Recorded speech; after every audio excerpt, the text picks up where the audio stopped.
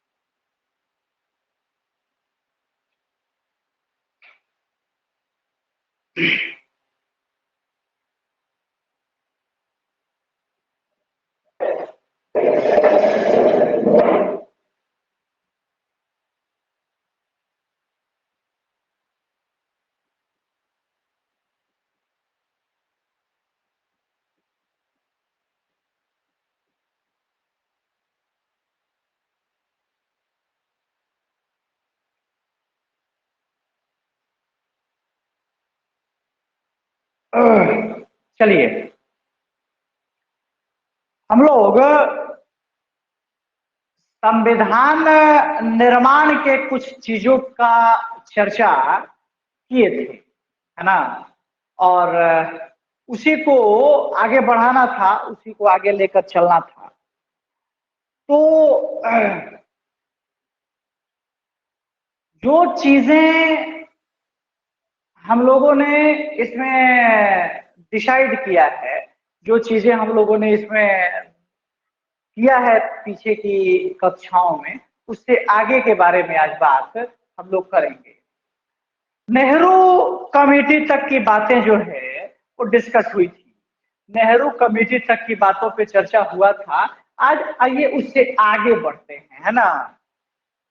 देखिएगा कि भाई 1928 में ये नेहरू रिपोर्ट जो है वो पेश करी गई, है ना। नेहरू रिपोर्ट पेश कर दी गई।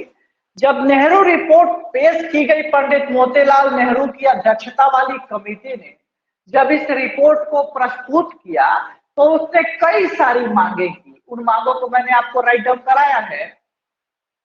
इसमें जो सबसे महत्वपूर्ण एक मांग थी कि भारत के लिए अधिराज्य का डिमांड किया गया था। भारत के लिए एक डोमिनियन स्टेटस का डिमांड किया गया था। और गांधी जी ने कहा था कि भाई 1 साल जो है अंग्रेजों को समय देना चाहिए। यदि वो 1 साल के भीतर हमें अपना स्वराज या अधिराज्य नहीं दे देते हैं, अगर वो डोमिनियन स्टेटस हमें प्रदान नहीं कर देते हैं, तो फिर ऐसी अवस्था में हम स्वराज की डिमांड करेंगे, है ना। तो फिर हम स्वराज के लिए लड़ाई लड़ेंगे। अंग्रेजों ने गांधी के इन बातों को स्वीकार नहीं किया और भारत को डोमिनियन स्टेटस प्रोवाइड नहीं किया गया, है ना। भारत को डोमिनियन स्टेटस नहीं दिया गया। जब भारत को डोमिनियन स्टेटस प्रदान नहीं किया गया तो अब इस संदर्भ में कई सारी महत्वपूर्ण बातें थी जिसको लेकर चर्चाओं का बाजार जो है वो गर्म रहा। लेकिन इसी बीच दिसंबर 1929 में कांग्रेस का एक अधिवेशन हुआ जिसको लाहौर अधिवेशन कहते हैं, है ना। इसको लाहौर अधिवेशन के नाम से जाना जाता है और यह अधिवेशन जो है वो रावी नदी के किनारे हुआ था, है ना। रावी नदी के तट पर यह कार्य हुआ था, यह कार्य संपन्न हुआ था। लाहौर में जब अधिवेशन हुआ तो इस लाहौर अधिवेशन के अध्यक्ष जो हैं वो स्वयं गांधी चुने गए थे, है ना, स्वयं गांधी ही चुने गए थे इस अधिवेशन के अध्यक्ष। परंतु गांधी ने अपने स्थान पर नेहरू को इसका अध्यक्ष बना दिया, पंडित जवाहरलाल नेहरू। यहाँ ध्यान रहे, पंडित मोतीलाल नेहरू नहीं है, यहाँ पंडित जवाहरलाल नेहरू है। तो पंडित जवाहरलाल नेहरू को इसका अध्यक्ष बना दिया गया इस अधिवेशन का। जब इस अधिवेशन के अध्यक्ष पंडित जवाहरलाल नेहरू बन गए, जवाहरलाल नेहरू के हाथ में यह अध्यक्षता मिल गई, तो उन्हीं की अध्यक्षता में यह अधिवेशन संपन्न हुआ और एक बहुत महत्वपूर्ण फैसला इस समय लिया गया कि भारत के लिए पूर्ण स्वराज का डिमांड किया गया, कंप्लीट स्वराज की दी गई कांग्रेस। हमें डोमिनियन स्टेटस वगैरह नहीं चाहिए, अब हमें कंप्लीट स्वराज चाहिए और उस कंप्लीट स्वराज की मांग इस 1929 के लाहौर अधिवेशन में कर दिया गया पंडित नेहरू के द्वारा, है ना। तो जब पंडित नेहरू के द्वारा ये डिमांड किया गया तो नेहरू ने इस पूर्ण स्वराज को सांकेतिक महत्व प्रदान करने के लिए भारत की जनता में इस पूर्ण स्वराज के प्रति एक मनोभावना जागृत करने के लिए, लोगों को अपने साथ अपने मांगों के प्रति कनेक्ट करने के लिए पंडित नेहरू ने 26 जनवरी 1930 को स्वतंत्रता दिवस मनाने का निर्णय लिया और कहा कि भाई जो आगामी 26 जनवरी आ रहा है उस संपूर्ण 26 जनवरी को संपूर्ण भारतवर्ष में स्वतंत्रता दिवस के रूप में उसको मनाया जाएगा, उसको सेलिब्रेट किया जाएगा। ये फैसला इसी अधिवेशन में लिया गया था जो पंडित जवाहरलाल नेहरू की अध्यक्षता में संपन्न हुआ था, उन्हीं की अध्यक्षता में यह खत्म हुआ था, है ना।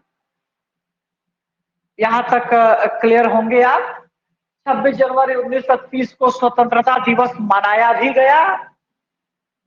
इसी बीच कई महत्वपूर्ण काम जो है वो अंग्रेजों के द्वारा हुआ था, उसको भी थोड़ा जान लीजिए यहाँ।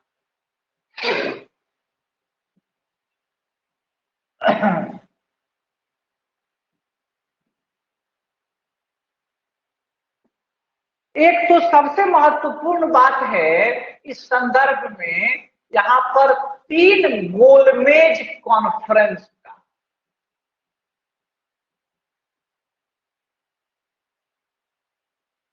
3 गोलमेज कॉन्फ्रेंस का, है ना। ये गोलमेज कॉन्फ्रेंस जो है 1930, 1931 और 1932 में संपन्न हुआ, है ना। ये जो अधिवेशन रहा इसमें कांग्रेस ने भाग लिया, यानी द्वितीय गोलमेज सम्मेलन में कांग्रेस ने पार्टिसिपेट किया, कांग्रेस ने भाग लिया और कांग्रेस के प्रतिनिधि के रूप में स्वयं गांधी जी ने इस अधिवेशन में पार्टिसिपेट किया था, इस अधिवेशन में भाग लिया था। तो गांधी जी के साथ जो कांग्रेस की महिला प्रतिनिधि भाग ली थी उनका नाम था सरोजनी नायडू। सरोजनी नायडू ने महिला प्रतिनिधि के रूप में यहाँ भाग लिया था, यहाँ पार्टिसिपेट किया था, है ना। तो 1932 ईस्वी में और 1930 ईस्वी में जो कांग्रेस का अधिवेशन हुआ उसमें ये भाग कोई नहीं लिया था, है ना। कोई नहीं लिया था, है ना। केवल द्वितीय गोलमेज कॉन्फ्रेंस में ये भाग लिया गया था कांग्रेस के द्वारा, जो कि गांधी जी के द्वारा उसमें पार्टिसिपेशन दिया गया था, उसमें भूमिका निभाई गई थी, है ना। अब यहाँ थोड़ा सा देखिए, इन तीनों गोलमेज कॉन्फ्रेंस में जो व्यक्ति भाग लिया था वह थे अंबेडकर, है ना। अंबेडकर जो हैं वो इसमें भाग लिए थे, है ना, वो इसमें शामिल हुए थे। तीनों गोलमेज कॉन्फ्रेंस में उन्होंने पार्टिसिपेशन अपना दिया था। जो द्वितीय गोलमेज कॉन्फ्रेंस था जिसमें गांधी स्वयं भाग लिए थे इस अधिवेशन में, इसमें अंबेडकर भी गए थे। तो गांधी जिस जहाज से गए थे उस जहाज का नाम था SS राजपूताना, और जो अंबेडकर जिस जहाज से गए थे उसका नाम था SS वायसराय ऑफ इंडिया, है ना। इन दोनों लोग अलग अलग जहाज से भाग गए थे भाग लेने के लिए। इन लोगों ने वहां भाग भी लिया। देखिए एक बहुत महत्वपूर्ण संदर्भ है यहाँ, क्योंकि मैं इतिहास नहीं डिस्कस कर रहा हूं इसलिए यहाँ सविनय अवज्ञा आंदोलन को मैंने छोड़ दिया, है ना, इसलिए क्योंकि उसका हम लोगों को कोई विशेष आवश्यकता नहीं है। जो इतिहास जब पढ़ेंगे हम लोग मॉडर्न इंडिया की चर्चा करेंगे तो फिर यहाँ जो भी घटनाएं घटेंगी ऐतिहासिक दृष्टिकोण से उसकी चर्चा करेंगे। लेकिन हमारे राज्य व्यवस्था के दृष्टिकोण से जो इम्पोर्टेंट है मैं उसकी चर्चा अभी आपके साथ यहाँ कर रहा हूँ। जब 1932 में तृतीय गोलमेज सम्मेलन हुआ तो इसमें अभी अम्बेडकर ने भाग लिया था, और इसमें 1932 ईस्वी में ही ब्रिटिश प्रधानमंत्री थे, नाम था उनका रैमजे मैकडोनाल्ड, है ना, रैमजे मैकडोनाल्ड। और रैमजे मैकडोनाल्ड ने एक बहुत महत्वपूर्ण निर्णय लिया, और क्या लिया, तो उस निर्णय को कहते हैं हम सांप्रदायिक पंचायत, सांप्रदायिक पंचायत या कम्युनल अवार्ड के नाम से भी उसको जाना जाता है ना, कम्युनल अवार्ड के नाम से भी उसको पहचाना जाता है। ये आया था 1932 ईस्वी में। और इसमें क्या निर्णय हुआ, इसमें क्या निर्णय लिए गए कांग्रेस के द्वारा भाई, रैमजे मैकडोनाल्ड के द्वारा। तो रैमजे मैकडोनाल्ड ने जो 1932 में निर्णय लिया, इस निर्णय के तहत उन्होंने क्या कहा, थोड़ा देखिए कि भाई जो हरिजन वर्ग है ना, उस हरिजन वर्ग को जोड़ा जाएगा किससे भाई, तो पृथक निर्वाचन पद्धति से, है ना, सेपरेट इलेक्टोरल सिस्टम से उन्हें ऐड किया जाएगा, उन्हें जोड़ दिया जाएगा, है ना। तो जो ये सेपरेट इलेक्टोरल सिस्टम रहा, ये सेपरेट इलेक्टोरल सिस्टम जो पहले 1909 में आया था, याद करिएगा 1909 के मार्ले मिंटो एक्ट से इस सेपरेट इलेक्टोरल सिस्टम की शुरुआत की गई। और जब इस सेपरेट इलेक्टोरल सिस्टम की शुरुआत की गई तो इस सेपरेट इलेक्टोरल सिस्टम में क्या था, यह एक प्रकार का रिजर्वेशन ही है, लेकिन इसमें आमतौर पे यदि कोई सीट किसी वर्ग विशेष के लिए आरक्षित करी जाती थी तो उस सीट पर कैंडिडेट तो उसी वर्ग का व्यक्ति होता था, लेकिन वोट भी वही देगा जो उस वर्ग से संदर्भित था, जो उस वर्ग से जुड़ा हुआ था। यानी कुल मिलाकर यह एक ऐसा संदर्भ था जो समाज में विभाजन को पैदा कर रहा था, जो समाज में विभाजन की जो खाई थी उस खाई को और गहरा और चौड़ा करने का ये सारी साजिशें थी। जो अंग्रेजों की मूल पॉलिसी थी डिवाइड एंड रूल, बांटो और राज करो, विभाजन और शासन की जो उनकी पॉलिसी रही, उसी पॉलिसी के तहत यहाँ भी उन्होंने काम किया। उन्होंने पहले मुसलमानों को दिया, फिर सिखों को दिया, और अब हरिजनों के लिए भी इस सांप्रदायिक पंचायत की घोषणा करी गई। गांधी जी इस समय यरवदा जेल में थे, है ना। जिस समय इस सांप्रदायिक पंचायत की घोषणा की गई उस समय गांधी जी यरवदा जेल में थे, है ना। और यरवदा जेल में ही गांधी ने आमरण अनशन शुरू कर दिया, है ना, आमरण अनशन शुरू कर दिया। और इसके बाद कई लोगों के प्रयासों के फलस्वरूप गांधी जी और अंबेडकर के बीच समझौता हुआ। गांधी जी और अंबेडकर के बीच एक सहमति बनी, जिसमें अंबेडकर ने इस पृथक निर्वाचन पद्धति की मांग को छोड़ दिया और कांग्रेस ने हरिजन वर्ग के लिए आरक्षित सीटों की संख्या बढ़ा दी, है ना, उसमें वृद्धि कर दी। कुल मिला के दोनों के बीच इस मुद्दे पे सहमति बनी और ये सांप्रदायिक पंचायत की जो घोषणा थी, पृथक निर्वाचन पद्धति हरिजन वर्ग के लिए, वह लागू नहीं हो पाया। तो इसके बाद एक बड़ा महत्वपूर्ण संदर्भ जो है, जो हम लोगों से जुड़ा हुआ है, वो संदर्भ है 1935 में। 1935 में एक एक्ट आता है जिसको कहते हैं हम भारत शासन अधिनियम 1935। और इस भारत शासन अधिनियम 1935 के तहत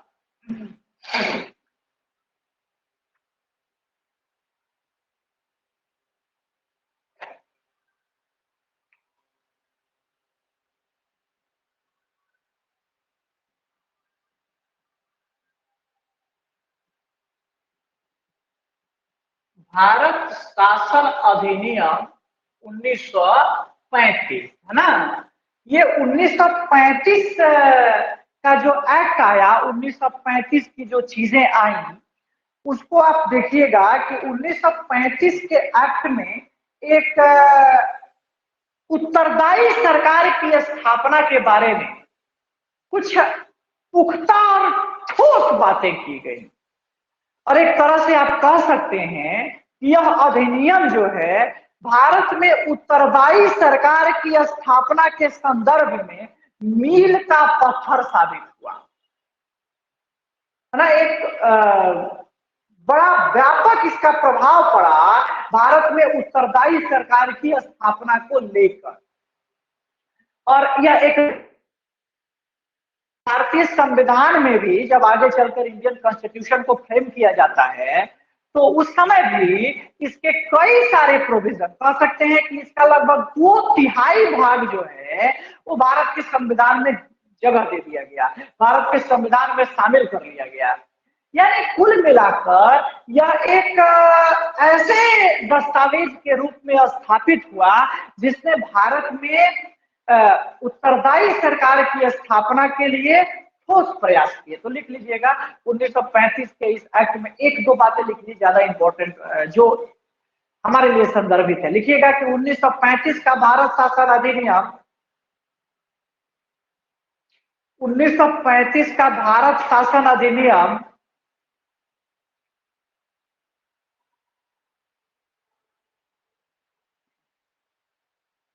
उन्नीस सौ 35 का भारत शासन अधिनियम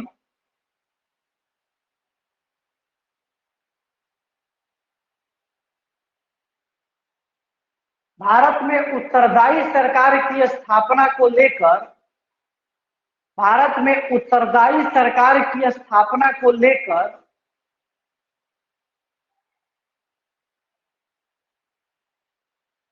एक मील का पत्थर साबित हुआ,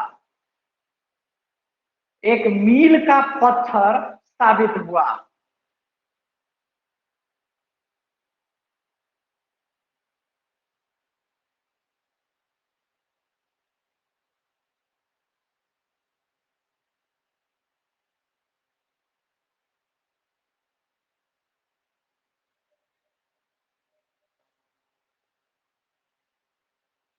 लिखिएगा कि इस अधिनियम में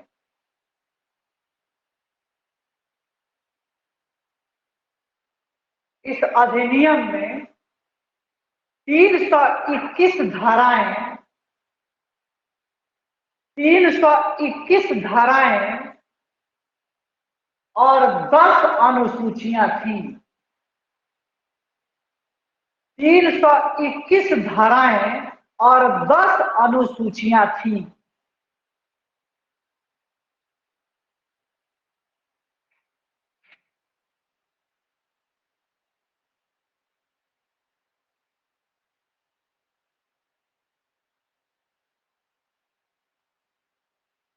हो गया। चलिए, अब इसके कई सारे प्रोविजन थे। जब वो प्रोविजन आप देखिएगा तो जब आप प्रोविजन को देखेंगे और जब संदर्भित करिएगा, जब संवैधानिक विकास वाला चैप्टर जब हम लोग करेंगे, तो जैसा कि मैंने आपसे बताया भी है कि संवैधानिक विकास वाला जो चैप्टर है वो मैं सबसे लास्ट में कराऊंगा, जब पूरा पॉलिटिक्स खत्म हो जाएगा तब उसको कर लेंगे, है ना। उसमें इसका कारण ये है कि उस एक्ट के 3/4 भाग तो आप पॉलिटी पढ़ने के दौरान ही पढ़ जाएंगे, है ना। और उसके बाद मात्र 1/4 पार्ट बचता है जो चीजें आराम से कवर हो जाती हैं।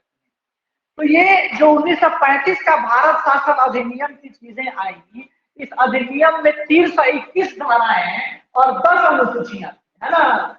और इसमें कई सारी महत्वपूर्ण बात, जैसे भारत में रिजर्व बैंक की स्थापना को लेकर बात करी गई, भारत में संघीय न्यायालय की स्थापना की बात करी गई, भारत को एक संघ बनाने की बात करी गई, है ना। द्वैध शासन की समाप्ति की बात करी गई, है ना। ये सारी महत्वपूर्ण बातें जो है वो इसमें संदर्भित है ना।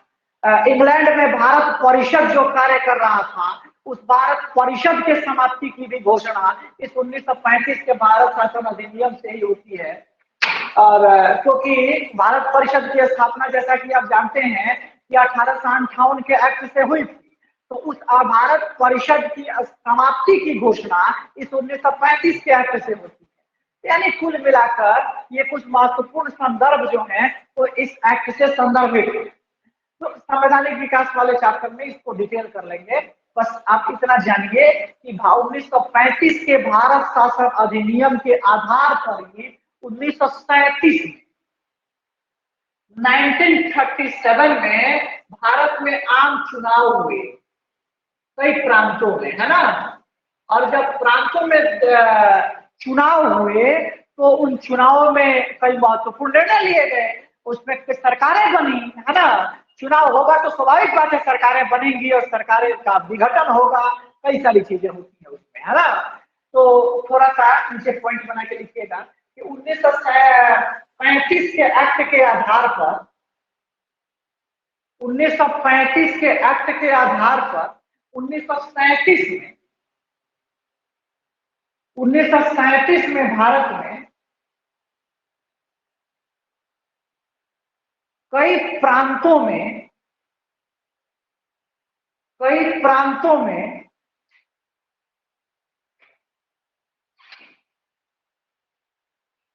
चुनाव हुए और नई सरकारों का गठन हुआ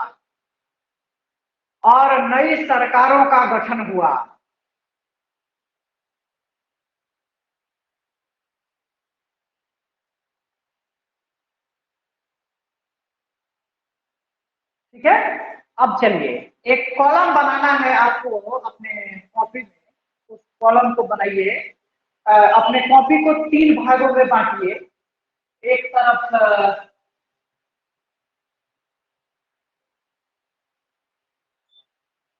तरफ आप अपने कॉपी में प्रांत लिख दीजिए, दूसरे कॉलम में मुख्यमंत्री लिख दीजिए और तीसरे कॉलम में दल या पार्टी भी लिख सकते हैं, है ना।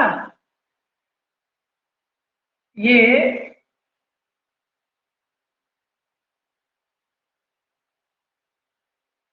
उसमें पहला नंबर, उसमें 1 नंबर आप लिख सकते हैं।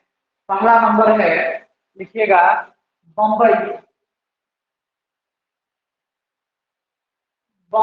प्रांत, है ना। बम्बई प्रांत, और बम्बई प्रांत के जो मुख्यमंत्री बने उस मुख्यमंत्री का नाम है बीजी खरे, है ना। बीजी खरे, ये पार्टी में लिख लीजिए इनके सामने कांग्रेस, है ना। ये किस पार्टी से संदर्भित थे, तो कांग्रेस से जुड़े हुए, ठीक है। दूसरा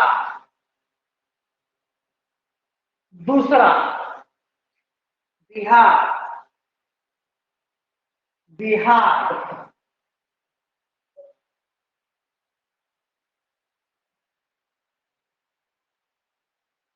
डॉक्टर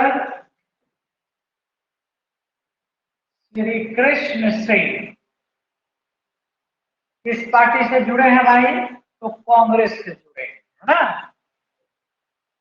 वैसे ही 3 नंबर मद्रास, मुख्यमंत्री हैं श्री राज गोपालाचारी, पार्टी कांग्रेस।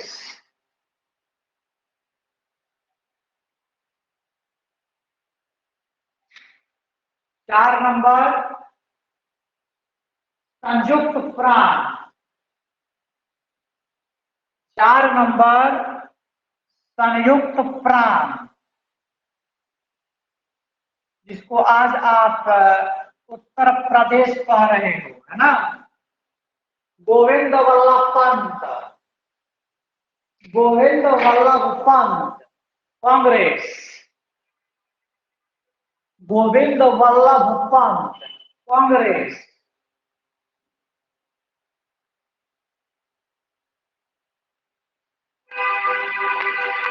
ओके बाबू। 5वां मध्य प्रांत, 5वां मध्य प्रांत,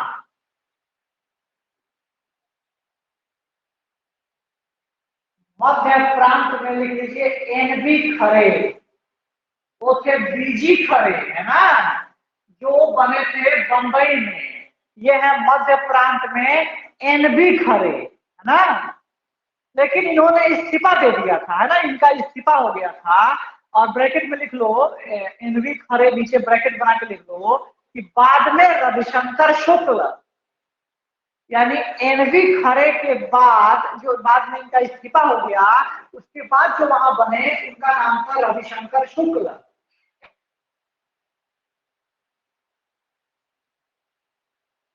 ये भी कांग्रेस।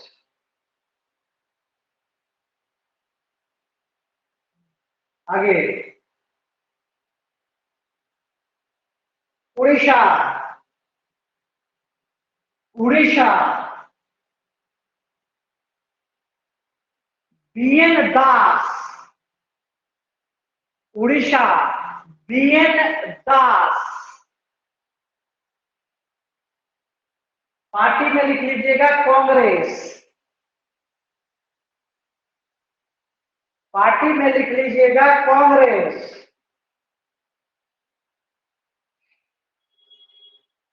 चलो आगे असम,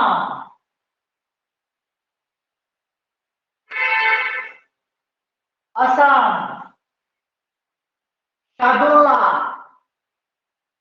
असम में, असम का अगर लिखिएगा तो असम में है सादुल्ला, है ना, सादुल्ला। परंतु ये भी इस्तीफा होता है ना, और इनके जगह पे फिर दूसरा कोई भी बनता है। तो ब्रैकेट में लिखो तो यहाँ कि बाद में गोपीनाथ बारदोलई, बाद में गोपीनाथ बारदोलई।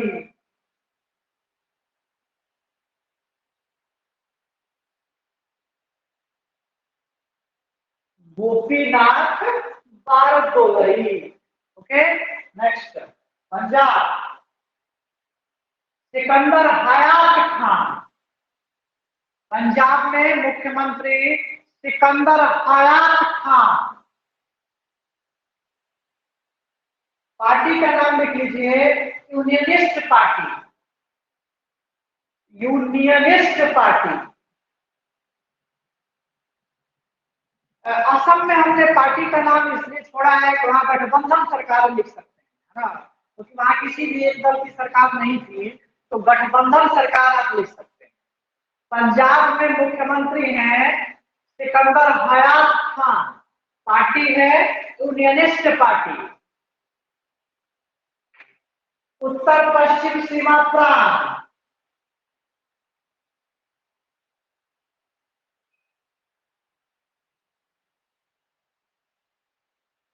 डॉक्टर खान साहब, उत्तर पश्चिमी सीमा प्रांत, डॉक्टर खान साहब। पार्टी में लिख लीजिए, फिर यहां भी वही था, क्या कहते हैं, मिली जुली सरकार, गठबंधन सरकार, है ना, गठबंधन सरकार। अगला सिंध, सिंध, अल्लाह बख्श,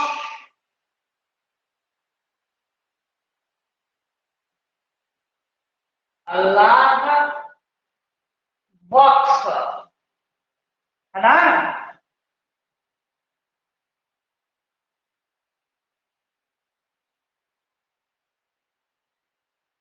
यहां भी बदलते हैं, यहां ब्रैकेट में लिख लो, बाद में वंदे सादुल्लाह खान, है ना, वंदे शादुल्लाह खान। पार्टी जो यहां होती है सिंध में, मुस्लिम लीग, मुस्लिम लीग।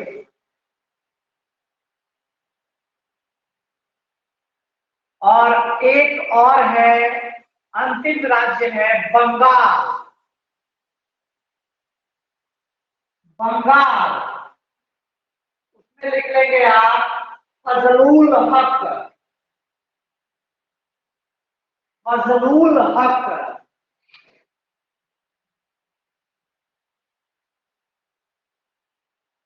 फजलुल हक। और फजलुल हक के सामने पार्टी में आप लिख लीजिएगा मुस्लिम लीग, मुस्लिम लीग और कृषक प्रजा पार्टी।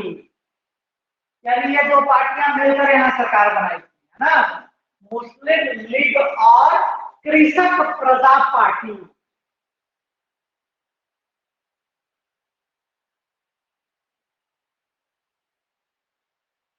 मुस्लिम लीग और कृषक प्रजा पार्टी। ओके, इस प्रकार से 1937 ईस्वी में जो ये सरकारों का गठन हुआ, उसके ये मुख्यमंत्री ये दल रहा और इन राज्यों में ऐसा हुआ। अब आप स्पष्ट रूप से देखिएगा कि कांग्रेस इसमें सर्वाधिक राज्यों में सरकार बनाने में सफल रही थी। लेकिन 1937 के बाद सरकारें तो काम करनी शुरू की, लेकिन तब तक 1939 में क्या हुआ कि 1939 में द्वितीय विश्व युद्ध शुरू हो गया। जब सेकेंड वर्ल्ड वॉर शुरू हो गया, तो इस द्वितीय विश्व युद्ध में अंग्रेज ने पूरे विश्व में ये घोषणा कर दिया कि भारत जो है वो ब्रिटेन के तरफ से हमारे साथ लड़ाई लड़ रहा है ना। तो इस लड़ाई के साथ भारत की सभी प्रांतीय सरकारों ने अंग्रेजों के इस बात पर विरोध किया और उन्होंने सरकारों से त्याग पत्र दिया, इस्तीफा दे दिया, है ना। और जब उन्होंने इस्तीफा दे दिया, उसके बाद विश्व चलता रहा और इधर लगातार भारतीयों की तरफ से अंग्रेजों पर प्रेशर बनाया जाता रहा कि भारत में संविधान सभा का गठन कराने के बारे में कोई निर्णय लिया जाए, भारत में उत्तरदायी सरकार को बनाने का कोई निर्णय लिया जाए, भारत में संविधान निर्माण के संबंध में कुछ आगे बढ़ा जाए। इसका प्रेशर भारत के स्तर से बढ़ता ही रहा और इस आंतरिक दबाव तो बढ़ ही रहा था अंग्रेजों पर भारत का। विश्व के अन्य देशों का भी भारत ब्रिटेन पर दबाव पड़ने लगा, जैसे जापान, अमेरिका, इन सारे देशों का भी ब्रिटेन पर दबाव पड़ने लगा कि आप भाई भारत के उपनिवेश के संबंध में कोई निर्णय लीजिए। भारत की औपनिवेशिक जो साम्राज्य है उसकी स्वतंत्रता के बारे में कोई निर्णय लीजिए। वहां एक अकाउंटेबल गवर्नमेंट फॉर्म कैसे होगी, इस बारे में निर्णय लीजिए, है ना। और इसी दबाव के फलस्वरूप जो आंतरिक और बाह्य दोनों तरह से जो दबाव पड़ रहे थे, उसी दबाव के फलस्वरूप 1942 ईस्वी में क्रिप्स मिशन को भारत भेजा गया, जो 22 मार्च 1942 ईस्वी को क्रिप्स मिशन जो है वो भारत आया। जब ये भारत आया तो भारत के संबंध में उसने कई निर्णय लिए। देखिए जैसा कि भारत में संविधान सभा को लेकर कई महत्वपूर्ण मांगे जो हैं वो सामने आती रही है ना।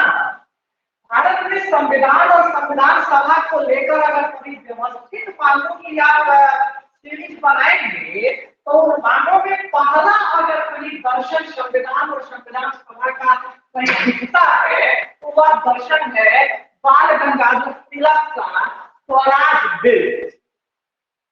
उस स्वराज प्रस्ताव में पहला वह संविधान और संविधान सभा का दर्शन जो है वो हमें दिखाई पड़ता है, वो चीजें हमें वहां दिखाई पड़ रही है। लेकिन उसके बाद गांधी ने भी 1923 में एक और महत्वपूर्ण काम हुआ था, एक सप्रू कमेटी बनी है ना। और इस सप्रू कमेटी में जो 1923 ईस्वी में गठित हुई थी, इसने कॉमनवेल्थ ऑफ इंडिया बिल जो है वो का प्रारूप तैयार किया है ना। सप्रू कमेटी ने तैयार किया था कॉमनवेल्थ ऑफ इंडिया बिल है ना।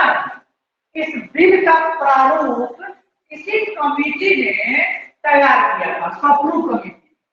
और जो 1925 ईस्वी में 1925 में जो गांधी जी की अध्यक्षता में दिल्ली में एक सर्वदलीय सम्मेलन हुआ था है ना, और पार्टी मीटिंग हुआ था।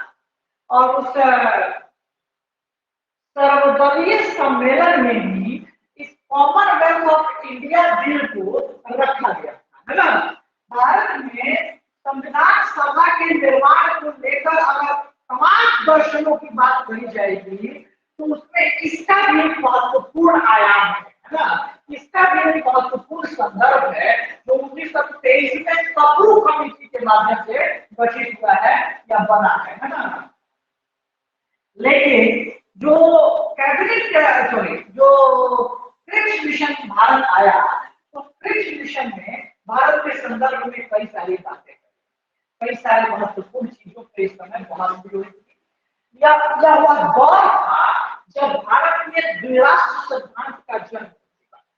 यह वह समय था जब मुस्लिम लीग के द्वारा भारत में ड्यूअल नेशन थियरी को प्रोपेगेट किया जा रहा है ना। ड्यूअल नेशन थियरी का वर्क हो चुका था, उसका जन्म हो चुका था।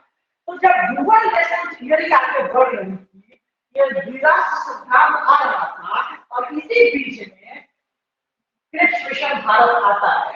इसलिए ये बहुत ही खूबसूरत फेज था भारत के लिए, बहुत ही क्रिटिकल फेज था क्रिप्स मिशन के लिए भी कि वह कैसे भारत के सभी पक्षों को संतुष्ट करे।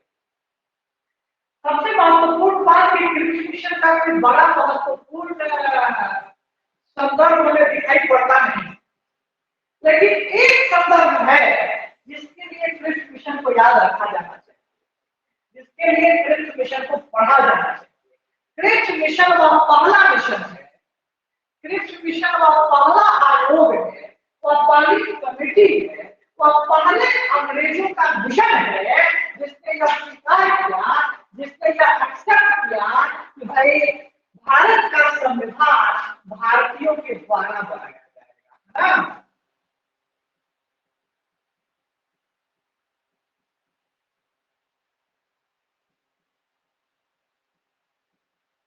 भारत का संविधान भारतीयों द्वारा बनाया जाएगा, इसको सबसे पहले अगर किसी ने स्वीकार किया है अंग्रेजों के माध्यम से तो वह है क्रिप्स मिशन जो आया है 22 मार्च 1942 को इस भारत में। तो ये बहुत महत्वपूर्ण संदर्भ है ना। हालांकि अप्रत्यक्ष रूप से उसने ड्यूअल नेशन थियरी को नकारा नहीं, लेकिन उसने प्रत्यक्षता उसको माना भी नहीं। तो ये सब भी बातें नहीं। दूसरी ओर जब क्रिप्स मिशन जो था वो एक सदस्यीय है ना। ये भारत आया था तो यह एक सदस्यीय आयोग था, यानी इसमें एक ही मेंबर थे।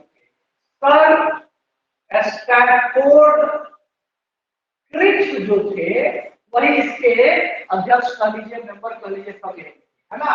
तो सर स्टैनफोर्ड क्रिप्स के नेतृत्व में यह मिशन आया और यह मिशन एक सदस्यीय मिशन था।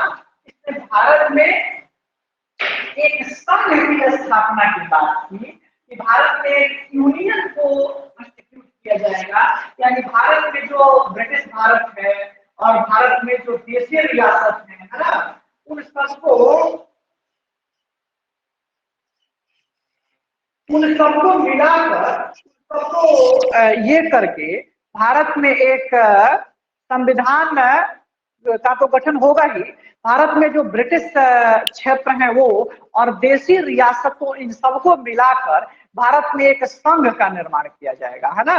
भारत के लिए एक संघ बनाया जाएगा, जो संघ क्या, जैसे आज भारत क्या है, एक संघ है, भारत एक यूनियन है, वैसे ही एक संघ बनाया जाएगा जो भारत पर शासकीय गतिविधियों को आगे बढ़ाएगा। और उस संघ को शासित करने के लिए, उस संघ को गवर्न करने के लिए एक कॉन्स्टिट्यूशन बनेगा। और वह कॉन्स्टिट्यूशन कौन बनाएगा? तो भारतीयों के द्वारा बनाया जाएगा। लेकिन क्रिप्स मिशन ने एक महत्वपूर्ण बात ये तो की कि संविधान बनाया जाएगा, लेकिन ये संविधान कब बनाया जाएगा इसके बारे में कोई निर्णय नहीं लिया, इसके बारे में कोई स्पष्ट बातें नहीं की। कहा कि युद्ध के बाद संविधान बनाया जाएगा। अरे भाई, युद्ध कब खत्म होगा, युद्ध ये कौन जानता है? जो 1939 में द्वितीय विश्व युद्ध शुरू हुआ था वह 1945 तक चला, तो अब ना जानते हैं आप कि 1945 तक चला। ये 1942 में कौन जानता था कि युद्ध कब खत्म होगा? तो यह भी एक बड़ा महत्वपूर्ण संदर्भ था कि युद्ध कब खत्म होगा, इसका भी निर्णय नहीं दिया गया। फलतः मुस्लिम लीग की भी मांग को नहीं माना और कांग्रेस इस आधार पर इस मिशन को त्याग दी कि भाई इसमें संविधान निर्माण के लिए कोई निश्चित तिथि की घोषणा नहीं हुई है। तो दोनों पार्टियों ने, भारत की कांग्रेस और मुस्लिम लीग, इन दोनों पार्टियों ने इस आधार पर इसको मानने से मना कर दिया। कांग्रेस का आधार था कि इसमें कोई निश्चित तिथि नहीं है और मुस्लिम लीग का आधार था कि इसमें पाकिस्तान की मांग को स्वीकार नहीं किया गया है, इसलिए हम इसे स्वीकार नहीं करते हैं। और इस प्रकार क्रिप्स मिशन यहाँ से असफल होकर और लौट गया, वापस चला गया, है ना। जब क्रिप्स मिशन की वापसी हो गई, क्रिप्स मिशन यहाँ से चला गया, तो क्रिप्स मिशन की वापसी के बाद भारत में एक और महत्वपूर्ण मिशन आता है जिसको कहते हैं वेवेल योजना, है ना। वेवेल योजना वो 1945 का मिशन है, 1945 का संदर्भ है ना। उसकी चर्चा कल आपके साथ करी जाएगी, है ना। कल वेवेल योजना के बारे में बात करेंगे, कल उस पर बात करेंगे। जितना आज पढ़ाए हैं वो याद कर लीजिएगा, कल सुनेंगे, है ना। और जिन लोगों का क्लास छूट रहा है उन लोगों से भी बोल दीजिए लोग कि वो लोग अपना क्लास ज्वाइन कर लें, अन्यथा अब ये चीजें फिर ऑफलाइन होगी तो नहीं पढ़ेंगे, ये श्योर है ना। ध्यान रखिएगा। चलिए, थैंक यू फॉर टुडे, मिलते हैं कल की क्लास में।